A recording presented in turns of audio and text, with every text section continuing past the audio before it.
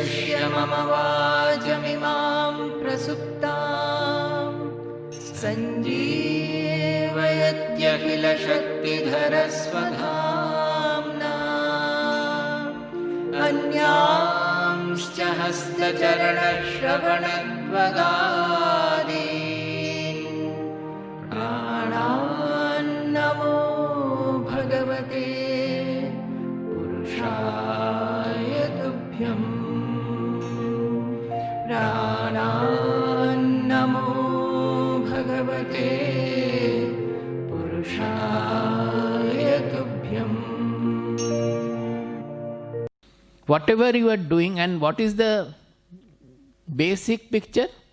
Arjuna was about to fight a great war, and that war activity was converted into sadhana for Arjuna to go to that transcendental dimension. He wanted to leave and go away, but Krishna said that no, here is your sadhana. You have to fight the same war, but not with the same mindset. You have to elevate your mind, go to that impersonal dimension where it is a need of the society for you to fight the war, and with that you have to fight. So where is the question of not getting any time? Whatever action we are doing, Bhagavad Gita is saying that you remain in the same action, but with a different mindset. Change your mindset. And the actions are the opportunities for you to change the mindset. The same action which you are doing with a selfish motive, as Arjuna was doing, that activity itself you have to do without the selfishness. So, all of you, you cannot say that I don't have time anymore. At least stop using that excuse. And to do that, making everything a sadhana, be it cooking food, looking after the children, working in the office, fighting a war, ruling the country, whatever is the activity. And they are giving all the examples of the Rajarshis who are ruling the kingdom, and that helps their knowledge. That activity is working as their sadhana. You know about Janaka Raja's and Shukadeva's story, that Shukadeva was born sort of a knower. He's a very pure soul. So he used to think that he knows everything. When Vyasadeva was trying to tell him about the truth, he felt that all that I know. So finally he told the father that whatever you are telling I know. What is new in it? So father understood that the son will not grow under my tutelage. He has to be sent somewhere else. So he was sent to Janak Raja for tuition. He went to Janak Raja. Janak Raja did not allow him within the palace for 7 days. He remained sitting in the drawing room, sort of in the palace outside, outer court. And he was watching this Janaka Raja whole day. What is he doing? He is busy with this work, that work. And you can understand a king. I mean, not understand. You have to imagine what can be the hectic schedule of a king. They sometimes do not even sleep. They have to look after so many things. A good king I am talking about, not an indulgent king. So seeing that, he was thinking that what this person will teach me. He is only busy with the worldly things. Then after 7 days, Janaka Raja allowed him to come to the Andar Mahal, where the ladies are staying, not to him. He has to stay with the ladies. And he found that everybody is busy in merrymaking or cooking or something, this, that and all. He could not find any meaning. He was almost getting desperate about it. But somehow he could stay, because he was a pure soul. Finally, Janak Raja called him and started teaching him every day. He again started feeling that whatever he is saying, I know. What is there to learn anymore? When Janak Raja understood but did not say anything, it so happened that providentially that when he was teaching one day, the Dwarapala or the security men, they came running and told Janak Raja, the Maharaj, the palace is on fire. There is a fire. Janak Raja coolly heard and said that whatever to be done he was about to say. In between he found that Shukadeva with a small, he had another set of dress or something, and a stick in which he carries the bundle. Like this they go generally, brahmacharis. He picked up his bundle and was running from there. Janaka Raja pulled his stick from behind. Where are you going?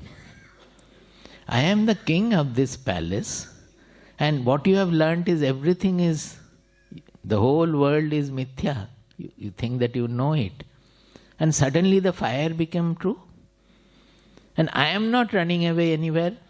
I am managing the things. I am asking them what is to be done for extinguishing the fire and all. And with what you are running, you have not run away just like that. You are running with your whatever possession you have. See the guy. एक पोटला था, छोटा सा पोटली, उसमें एक या दो dress था. वो भी, उसके प्रति भी उनका possessiveness है. He pulled him down and then he started instructing. So these stories are there. Why did I tell this story? That the Rajarshis, they used to practice making all their activities, transforming all their activities into sadhana. Bhagavad Gita has another great suggestion. This Bhagavad Gita is a wonderful book. The more we study, the more we are amazed by its presentation.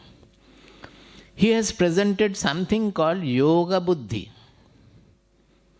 It is somewhere, some places it is called Buddhi Yoga, and generally it is called Yoga Buddhi. That how do you make all your activities a sadhana? How do you convert, transform whatever you doing into sadhana? The recipe is Yoga Buddhi, by taking recourse to Yoga Buddhi.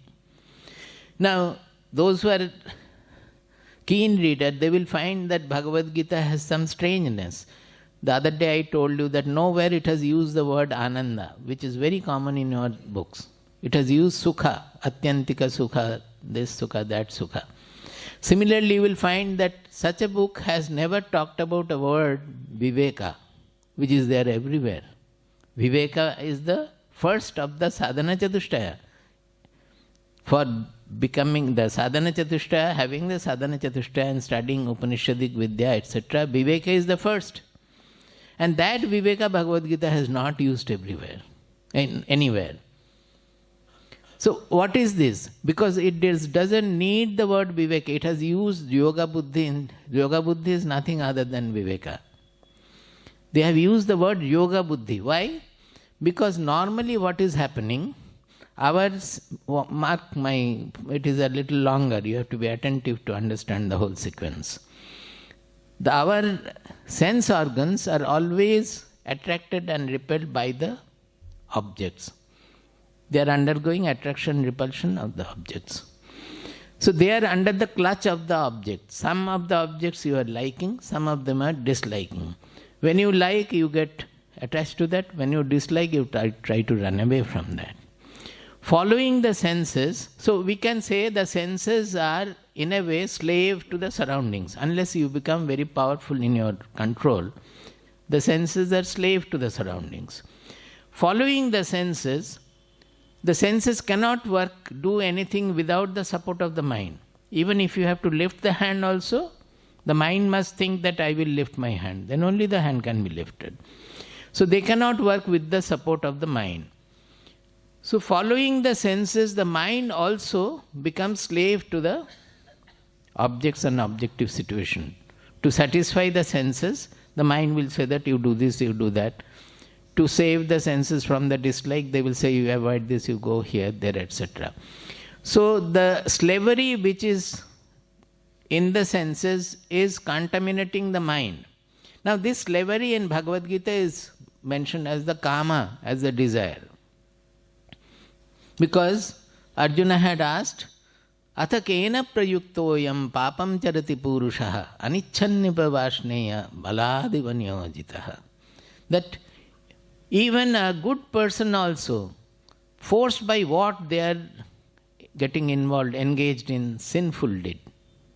As if like the strong wind, they are taken away to commit all wrong things.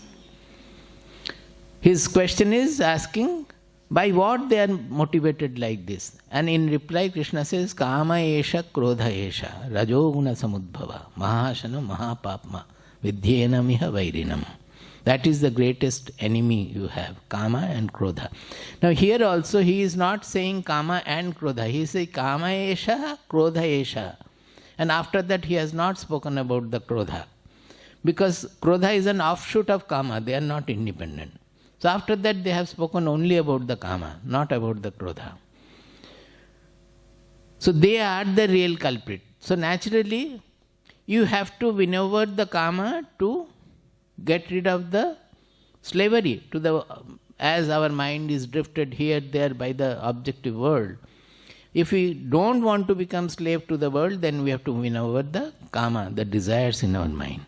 So naturally next step there, this is from second chapter I think, third chapter. So what is the next step? You have to know where the Kama is residing. So he clearly says that Indriyani manobuddhi asyadhisthana uchyate, like that. That is, it is seated in the sense organs, it is seated in the mind, it is seated in the intelligence. So you have to sublimate the senses, mind and intelligence all. So he has given the directions. Now what is happening normally is the mind is polluted by the Kama. The Indriyas are polluted by the Kama. That means they are slave to the object. The mind is slave to the Indriyas. So accordingly it is pushing the Indriyas to do things. And the Buddhi also is corrupted by the same Kama. So it is helping the mind to satisfy its desires. Generally, suppose a thief. It's not that he doesn't have a Buddhi. His Buddhi is telling him how to steal even from a bank, what he has to do and how he has to go about. So it's not a lack of Buddhi. But the Buddhi is under the clutch of the desire to steal. So it is supporting in that manner. So what is the sequence? The objects are in the supreme position. They are controlling the Indriyas. The Indriyas are controlling the mind. The mind is controlling the Buddhi. So it is a chain of slavery. That is how we become slave to the objective world. Now this whole sequence has to be changed. Why? I am explaining Yoga Buddhi, don't forget that. So what this change needed is that Buddhi, it is now being slave to the mind, it is working. You invert the Buddhi and making it anchored in the true inmost being, your soul. Called the yoga. It is the yukta. Yoga means union, fusion. That means the Buddhi is now detached from the soul dimensions. It is not taking the order of the inmost I in us. So you anchor the Buddhi there, in the soul. Then the Buddhi becomes Yoga Buddhi. Then this Kama is not able to spoil the soul, that beyond the Buddhi it doesn't have any scope. By anchoring the Buddhi in the soul, it will be guided by the soul, by our inmost voice, by the pure voice from within. That Buddhi will be able to correct the mind also. Now it is purified by the yuktata, by the connection with the soul. It will guide the mind also to become pure. That mind will guide the Indriyas also to become pure.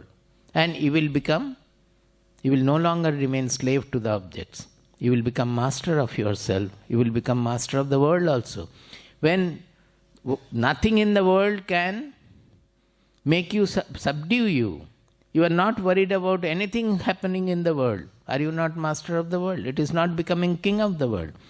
But whatever happens, even if it is a great loss, you are able to take it. Even if it is a great gain, you are not upset by that also or affected by that also. So you become absolutely sovereign, free. So this is what the prescription of Bhagavad Gita is, to anchor the Buddhi in the soul. So-called soul, we are saying. Yesterday, day before also we have discussed that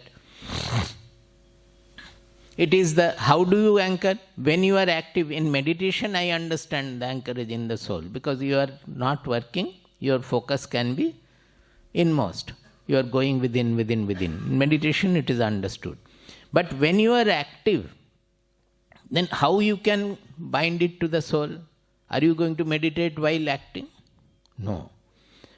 That other day I said it is you bring in the same goal. As the goal of the meditation is to get fused to the soul, the goal of our interactions also to have the soul dimensions. That means whatever we are doing now, do it to gain a sky-like dimension of the mind. If you are selfishly trying to do something, immediately be cautious, remove the selfishness, become selfless. Look for the liberal judgment. Suppose you are finding very difficult to appreciate your enemy, immediately look at it and say that why am I becoming constricted? It's a good quality he has, I must appreciate, and start appreciating. Even by forcefully if you start appreciating, you will find so much of joy. Once you get over the constriction, you will find it is so joyous that nobody has to tell you again. In appreciating people there is so much of joy, but you cannot appreciate others except yourself and the children. Is it not? But it is a real joy. Even that is why it is said that the impersonality, the joy you get from your children or your beloved people, that joy is nothing compared to the joy you will get when your mind is absolutely impersonal. That is, Vairagya will give you the maximum joy in your relationships also. Because it becomes absolutely a free, loving relationship. You will be able to tolerate everybody with all their defects till they kill you. In the ashram, we have to tolerate everything till they become detrimental to the objective of the ashram. In that case, they have to go. Till then, it is all trying to correct people and tolerate everything. So, this Yoga Buddhi from second chapter onward, second chapter, he said, Durena hi avaram karma, buddhi yoga dhananjaya, buddhau sharanam kripanaha phalahetavaha. Again I am going away from 18th chapter. What to do? It is just after what we have discussed yesterday. That definition of yoga, samatvam yoga uchyate. He says that the karma you are doing, it is avara, it is not the shrestha. When you are doing it motivated by desire, all actions we are doing motivated by desire. Without the desire for the result, we won't do anything. So, when we are doing such activities motivated by desire, durena hyavaram, it is absolutely inferior to doing something with the buddhi yoga. Therefore, O Arjuna, you take your refuge in buddhi. Buddhau sharanam anvichha. You take your refuge in buddhi. Kripanaha phalahetavaha. Those who are taking to this buddhi yoga, their mind becomes vaster and vaster, they become sky-like, they become soul. Through their activities they attain the soul dimension. Others, those who are only fixing their idea to the phala, they are the kripanaha, they are miserly. What is the phala yesterday I explained? I will become happy. It is not the objective result. With the objective result, what will happen? In their mind, that I will have this, I will have that, and then I will become happy. That is the ultimate phala. So if our motivation for doing the work is only to become happy, then we have explained that nobody has ever become happy by gaining anything from the world. You are a fool. So let us understand that it is never going to be successful. At least understanding that also we can do. But once we do, we will understand that it is great to do anything without looking for that happiness, that I will become happy by doing this. The moment you leave that aim of becoming happy, the happiness carrot, you become happy just like that. We become joyous right then. Because it is the desire for that happiness is pointing out the abhava bodha, the insufficiency in us, and making us unhappy. The other day also I explained, the desires are not giving us happiness, they are making us unhappy. So when we become happy by getting the desired object, it is the elimination of the desire that makes us happy. The desire which was creating unhappiness, that is subsided for a while, and that makes us happy. So, this looking for the happiness at the end of it, like a donkey, the carrot is with the stick, the carrot is put in front. It will never get the carrot, it goes on running, is it not? So, it is like that. We are running after, not knowing what to do. So, this is the Buddhi Yoga, which is the same as Viveka in other places. That is why in Sadhana Chatushtaya, for Upanishadic Vidya, Viveka is given the first place. Without the Buddhi getting anchored in the soul, when it will direct us to on the right path, the other things cannot happen. If the Viveka is there, it will automatically generate the Vairagya. If Viveka and Vairagya are there, it will automatically enrich you with all the 6 treasures, internal treasures. Shama, Dhamma, Titiksha, Uparati, Shraddha, Samadhana. All the 6 treasures you will be enriched by all of them, will fill you. So the first thing is the Viveka. Here, he has not used the word Viveka, but that is same as this Yoga Buddhi or Buddhi Yoga. Yoga Buddhi is the Viveka here. So the moment we anchor the Buddhi to the soul, it becomes Yoga Buddhi. And it takes the direction from the soul, not from the objects and the indriyas and mind. So then it can control the mind. Then it can control. In another place also Bhagavad Gita says that Indriyani paranyahu indriyebhyah param manaha manasastu para buddhi yo buddhe paratastu saha. It's very important. The indriyas are very powerful. It is known. But how can you control the indriya? Because mind is more powerful than the indriyas, because without the help of the mind, indriyas cannot do anything. So when the mind guides, the indriyas have to follow. But how will the mind guide? Because the mind is already slave to the lower tendencies. Mind is already slave to the indriyas. So normally the mind will not be able to guide. So although the mind is more powerful, it is working as a slave to the indriyas. Manasastu para buddhihi. To guide the mind, the buddhi is there. Buddhi is higher than the mind. It will give the mind the direction, everything. But how will buddhi give the direction? Buddhi itself is under the slavery. So you will not be able to, although it has the greater power, it will not be able to guide. So we have to first extract the buddhi from this slavery. Then that buddhi will be guiding the mind. Extract the mind from the slavery, then that mind will be guiding the indriyas. And the whole thing will become natural, automatic, spontaneous. There is no control anywhere at all. Control is in the beginning for the senses and all, disciplining the senses, not control, disciplining the senses. But when it becomes an anchorage within, then everything becomes a law from within, an effortless guidance from within. There is no effortfulness there. Yo buddhehe paratastu saha. That which is even superior to buddhi, that is where we have to have our anchorage. Evam buddhehe param buddhva. That which is superior to the buddhi, that which is transcending the buddhi, buddhehe param, which is transcending the buddhi. Buddhva, understanding that. See, to understand you have to use the buddhi, but not the usual buddhi, because you are trying to understand something transcendental to buddhi. So the buddhi has to be purified. The buddhi has to be given its own discipline, purification, vichara, as we discussed. Vichara tikshnata metya dhihi pashyati parampadam. This is the parampadam they are talking about. There it is Yoga Vasishtha, here it is Bhagavad Gita. Vichara tikshnata metya dhihi pashyati parampadam. That is through vichara, the buddhi undergoes a complete transformation and it is able to visualize the ultimate goal, parampadam. Here it is saying, yo buddhehe paratastu sa. That is the parampada.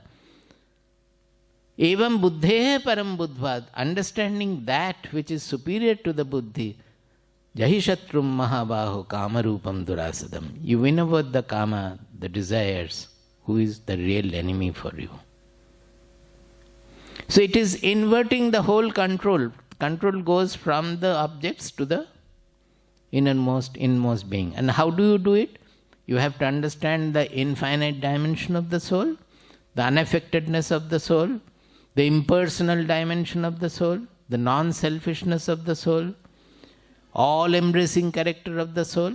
And in all our activity, these should be the guideline. So it is called dhyana mukhinata. Dhyana mukhinata. That means in your inner being, you will always be looking towards the goal of the dhyana. Dhyana means meditation. So the meditation has a goal. What is that? The soul, the dimension of the soul. Now in your active state, interactive state also, that should be the goal. Not the phalahetavaha, kripanaha phalahetava, not that karpanna. You should be as liberal as the soul. So throughout our activity, we have to orient towards that same goal. That is why whenever we are failing in meditation, our parampara, Baba used to say, his Gurudev, everybody used to say that, Ore, dhyan korte hai na, dhyan hoy, in Bengali. You don't have to meditate. Meditate dawns. It is a natural process. How? If throughout the day your goal is the same, the moment you sit for meditation, will not automatically your mind sink into that? It's so simple, like arithmetic. Throughout the day you are looking for the same goal. Now that goal you are getting by in the meditative state going down. So when you sit, it will automatically go there because throughout the day you have worshipped that. But what we do is throughout the day our mind is going to all kinds of, उसने क्यों ऐसा बोला, हमने तो ये बोला था, हमने ये नहीं बोला, स्वामी जी क्यों हमके गलत से डांटे हैं, ये वो सब कुछ चल रहा है. Suddenly you sit for meditation. All those will come and crowd in your mind. At that time can you say that भाग जा अभी तुम्हें नहीं चाहिए, अरे दिन भर तुम्हें हमें invitation देते आ रहे हो, अभी कैसे बोल सकते कि चले जाओ? They will all crowd, haunt you. So it is a simple arithmetic that if you try to meditate throughout the day, engaging your mind in all these small things, all you do, but with the greatness of the sky. All small things, even ants are looked after by the consciousness, by God. Everything in the world is done, but with the sky-like dimension. In small thing, in dealing with the small things, we become small. That is the problem. Repeatedly you have to think that there is nothing wrong with the world, nothing wrong with our work. We can even fight a war without getting disturbed. It is our mind which has to do everything, small work, big work, medium work, everything with a sky-like dimension. Even if you have to send away your servant also, do it with a sky-like dimension. Lovingly, smilingly, telling him where lies his goodness and ask him to go. Not shoutingly and have a fight and then tip. Not like that. Is it not relatable? So you have to do it. So, the two important point is that here God is Gauna. Gauna means secondary. We are primary, not to increase our ego, but to transform ourselves. That is, our qualities are the primary. Second point is that there is no special time needed for sadhana. All our activities will become sadhana. So no further complaint that I don't get time, Swamiji. You don't have to get time. It's better that you don't get time so that you convert your activity into sadhana. Otherwise, you will only do some useless meditation and come back and do all the nonsense.